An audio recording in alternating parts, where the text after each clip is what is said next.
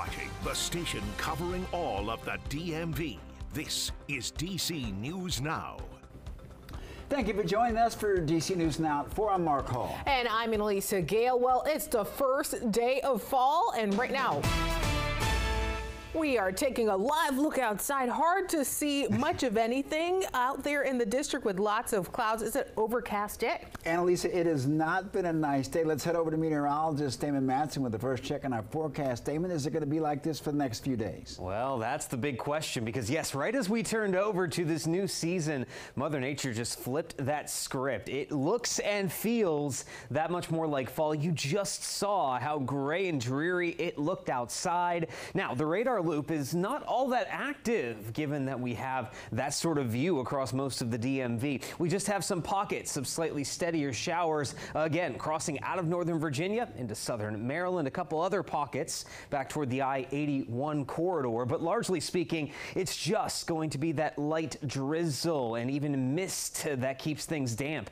as we move into the rest of the afternoon and into the evening. And all of this unsettled weather is being caused by a frontal boundary that is just lingering over the Ohio River Valley. There is a lot of rain back near this front to our west. So as we keep on going here into the night tonight, into the day tomorrow even, there should not be much of a break from this damp, very gray setup. Here we are going through the rest of your late afternoon into your Monday night. The clouds, the rain showers, they will continue to be around. No, it is not going to be raining at all times, but we have that chance for scattered showers straight into the middle of the night. So that again leads into the big question. Is this a pattern that we're going to have to get used to as we go about the rest of this week? We'll have that answer in your full forecast coming up here in just a bit.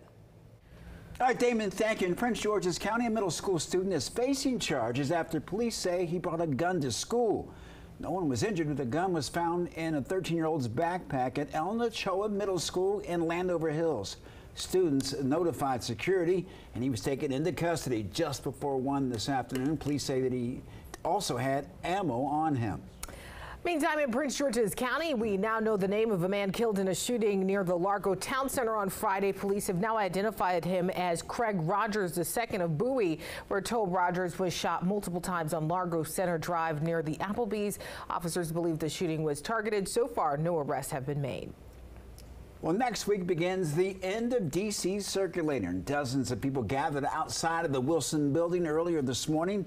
The service will begin the cut services in October and end in December. Bus drivers are concerned what will happen to them. And DC News Now's Dave Laval joins us from the Freedom Park in Roslyn, which is one of the stops along the routes. Dave, why are drivers concerned? Well, good afternoon to you, Mark. We can tell you their concern is what they consider or what they call a lack of communication between the district and WMATA. Drivers and supporters gathered outside the Wilson building for this morning's rally. They called on Mayor Muriel Bowser and the District Department of Transportation to have Metrobus take over the service. DDOT said in late July it will completely end Circulator service December 31st after its funding got cut. Metrobus will increase service on some of the Circulator routes and has interviewed some employees. But the head of the union that represents Circulator workers wants Metro to hire everyone. These are the same workers who a few years ago fought for their rights, for fair wages and for fair benefits, and now that they have them, it's like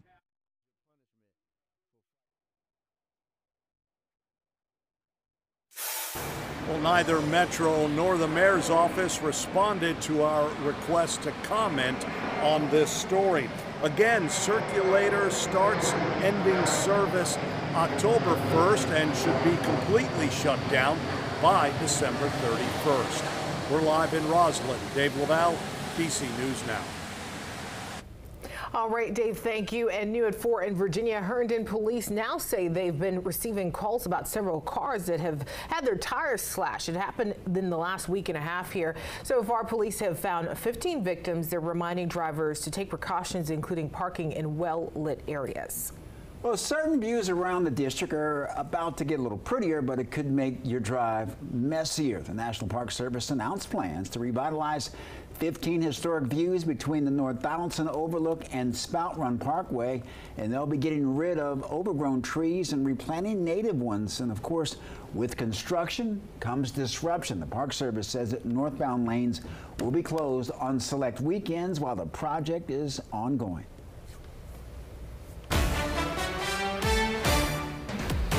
Right now, DC News Now is your local election headquarters. In developing now, Maryland Senate candidate Angela Alsobrooks is facing some backlash after allegedly taking tax deductions she didn't really qualify for. That's according to a new report from CNN. And this afternoon, both voters and her competitor, Larry Hogan, are responding to the claims. DC News Now's Randy Bass joining us live in Greenbelt, where Alsobrooks is expected to appear at an event later tonight. Randy, what are you learning? Yeah, Annalisa, Mark, we're hoping to see Alsobrooks tonight, hoping to catch her for a comment as she heads inside here at Martin's Crosswinds in Greenbelt. This is a family barbecue and campaign event here tonight. Haven't had a chance to catch up with Alsobrooks herself, but we did have a chance to catch up with voters today who tell us they've got mixed feelings about that report. Current Prince George's County Executive Angela Alsobrooks under fire after a new CNN report revealed the Senate candidate allegedly saved thousands of dollars in taxes on a property in Maryland and another in D.C., saying she improperly claimed homestead tax exemptions in Maryland and senior citizens tax breaks on her D.C. property, which her late grandparents used to own. CNN reports she saved around $14,000 on the D.C. property. A senior advisor for Alsobrooks says it was an oversight, saying in part she was unaware of any tax credits attached to that property and has reached out to the District of Columbia to resolve the issue and make any necessary payments. Before these new details of her financial history became public, a DC News Now Emerson College poll had Alsobrooks polling 7 points ahead of her competitor, former Republican Governor Larry Hogan. Voters we talked to are mixed after hearing about her tax record. The Maryland tax issues seem kind of like an honest mistake. That doesn't bother me so much. The DC tax breaks seem a little dicey. If that's your job to make sure that things are done, that's one of the things that you should know. You're in the public eye. You're representing the public. So those are some of the things that you should know. Larry Hogan's campaign also responding to that CNN report, saying in part, it's deeply disturbing that Angela Alsobrooks thinks the rules don't apply to her. She campaigns on raising taxes while failing to pay her own and taking advantage of tax credits reserved for the poor and elderly. She claims to be unaware of tax laws it was her job to enforce. The event here in Greenbelt tonight is expected to get underway right around 6 o'clock. In Greenbelt, I'm Randy Bass, DC News Now. All right, Randy, thank you. Meantime, the Tacoma Park Police Department is launching a red light camera enforcement program starting today. Officers will issue warnings to drivers who fail to stop at red lights at certain intersections. That includes Philadelphia Avenue, Piney Branch Road, and Holton Lane. The goal there is to stop dangerous driving and save lives. The grace period will last for 30 days. A heads up to Arlington drivers. For the third time this year, the county is adjusting prices of some metered parking spots. And parking spaces in the Roslyn, Boston, and Richmond highway corridors are affected, and a lot of parking spaces will go up in price. Some will actually see a price decrease, and in some cases, the cost to park will change based on the time of day. Well, the price adjustments are part of a pilot program, and the county says the overall goal is to make sure that drivers don't park in the same spot all day. All right, turning now to sports. It's certainly a big night for the Washington Commanders as they close out their week 3 of the regular season on Monday Night Football. Exciting. Washington is on the road with the Cincinnati Bengals and will be looking to pick up their second win of the year later tonight. And sports director Derek Forrest joins us with more as the team gets ready for the big matchup. Derek, I'm going to be watching. Yeah, a lot of people are going to be watching, right? But it's a big matchup for the Commanders taking on the Bengals in Cincinnati on Monday Night Football. The Commanders, they're going to have all eyes on them Monday night as they get set to take on those Bengals. And while Washington is still trying to find their footing, rookie quarterback Jaden Daniels will be in the national spotlight for the first time in his career as he'll go up against a veteran in Joe Burrow, another former LSU quarterback. Now, if the Commanders are going to compete with the Bengals this evening, keeping turnovers to a minimum is key. And after 2 games this year, Daniels has yet to turn the ball over. I mean, that's the name of the game, it's turnovers. Whoever can win the turnover battle has a better chance of winning. So going out there and just, protecting the football, that's something that I learned when I was back in high school when I was young.